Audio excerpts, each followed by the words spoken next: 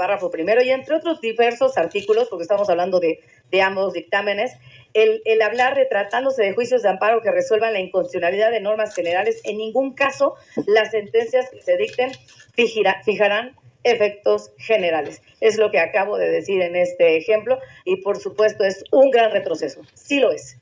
Aquí bien dice que no, pero sí lo es un gran retroceso en materia de derechos humanos, porque ahora solo el que sepa, el que pueda y el que tenga capacidad inclusive de contratar un abogado para que pueda tramitar su juicio de amparo, su demanda como tal. En contra, por supuesto, el artículo 14. Que votaron a favor, PRI, PAN, lo que queda del PRD y MC, votaron a favor de la misma. Por eso insisto en mi asombro cuando dicen que van a votar en congruencia. Ya los veré cuando estén votando estas legislaciones en sus estados. Quiero desmentir algunas cosas que se han dicho aquí. Hemos dicho siempre que la mentira y la hipocresía son el rostro de la derecha y no podemos permitir que se diga que con esta reforma estamos desvirtuando el juicio de amparo. Al contrario, estamos fortaleciendo la figura del juicio de amparo, que desde su creación es una figura que se utiliza efectivamente para amparar, para proteger a la ciudadanía que se siente afectada. Cuando, por ejemplo, yo nunca lo vi, recuerdan ustedes el derecho de alumbrado público. Las empresas iban a la Corte precisamente para que se declarara como inconstitucional ese impuesto. ¿Y qué sucedió? Pues obviamente la Corte protegió a quien lo solicitaba. Latifa Martínez, del Grupo Parlamentario del Partido Acción Nacional, en contra de los dictámenes, hasta por 5 minutos. Muchas gracias. Muy buenos días.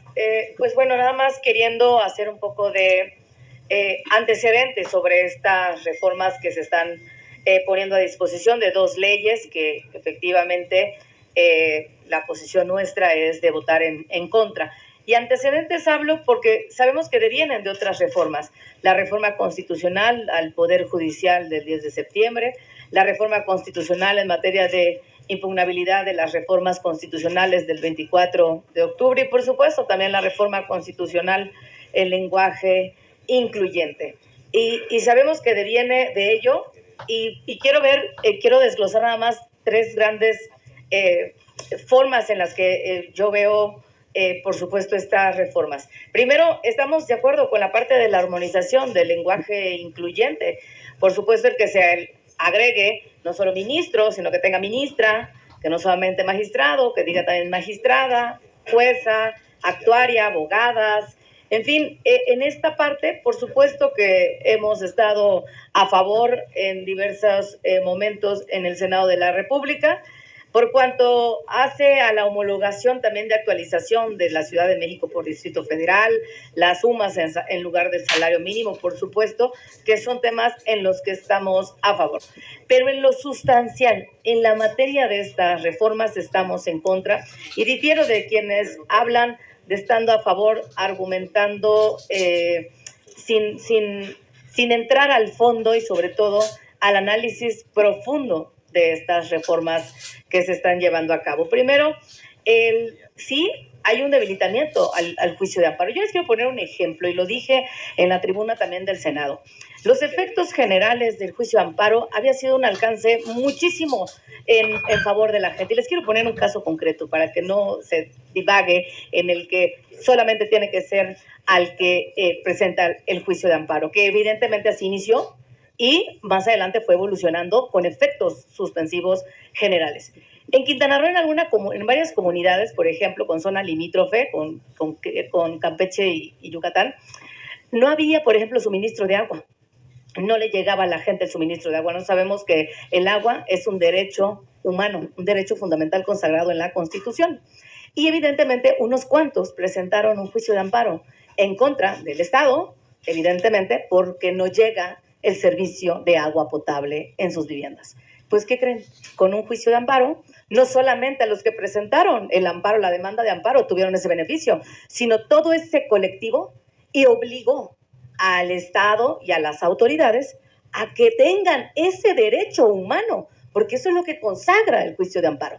Esos son los ejemplos concretos en los que se puede ver la nobleza de un juicio en el que beneficia a la comunidad, porque evidentemente en una comunidad pues seguramente habrán gente que no sabrían que el juicio de amparo los puede proteger para que el Estado les pueda otorgar ese derecho fundamental que tienen del agua. Y obligaron al Estado, pónganle lana en el presupuesto, al Congreso, a la Comisión de Agua Potable y al Estado, la entidad, a suministrarles agua, inclusive mediante pipas, hasta que haya toda la conexión y lo que tendría que ver para que la gente tenga permanentemente el suministro de agua. Eso es los beneficios del juicio de amparo. Este es un ejemplo que les quiero poner porque sí es importante señalar estos temas en particulares que quienes somos abogados también hemos podido tener constancia de ello.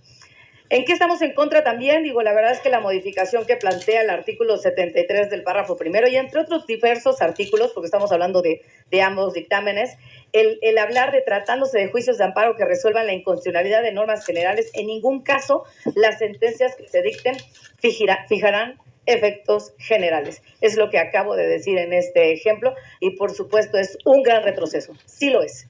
Aquí bien dice que no, pero sí lo es un gran retroceso en materia de derechos humanos, porque ahora solo el que sepa, el que pueda y el que tenga capacidad inclusive de contratar un abogado para que pueda tramitar su juicio de amparo, su demanda como tal. En contra, por supuesto, del artículo 14 que habla de tratándose de las controversias constitucionales planteadas respecto a las normas generales que en ningún caso su admisión dará lugar a la suspensión de la norma cuestionada. La verdad es de que lo dijimos en su momento en la reforma del 24 de octubre de impugnabilidad de las reformas constitucionales, un gran retroceso precisamente no solo en la ley de amparo, sino también para los juicios de acción de inconstitucionalidad y de las controversias constitucionales. Los juicios de inconstitucionalidad, inclusive en donde las minorías, como es en el caso que nosotros como partido somos minoría en el Senado de la República, evidentemente contra reformas constitucionales, estas ya no estarán procediendo. Eso es lo que ya se aprobó, evidentemente, y lo que se hace en esta reforma a la ley de amparo, en cuanto a la ley de amparo reglamentaria de los artículos 103 y 107 de la Constitución y la ley reglamentaria de las fracciones 1 y 2 del artículo 105 constitucional, pues es evidentemente están materializando más o están aterrizando estas reformas. Y solamente concluyo, presidente, en cuanto a que nosotros una vez más decimos que vamos en contra de esta reforma en lo sustancial que vemos que está en contra de lo que hemos ido señalando a lo largo de este periodo de sesiones en el Senado, en contra de que haya esta reforma al Poder Judicial y en contra de estas condiciones nuevas en las que limitan los derechos fundamentales y los derechos humanos de las mexicanas y los mexicanos. Gracias a la senadora Mayuli Latifa Martínez. Nora Rubalcaba Gámez, del Grupo Parlamentario de Morena, hasta por 5 minutos a favor de los dictámenes. Gracias, presidente. Primeramente quiero decir que me llama mucho la atención que a estas alturas todavía representantes del PRI, del PAN, de Movimiento Ciudadano, hablen de congruencia, de votar en congruencia.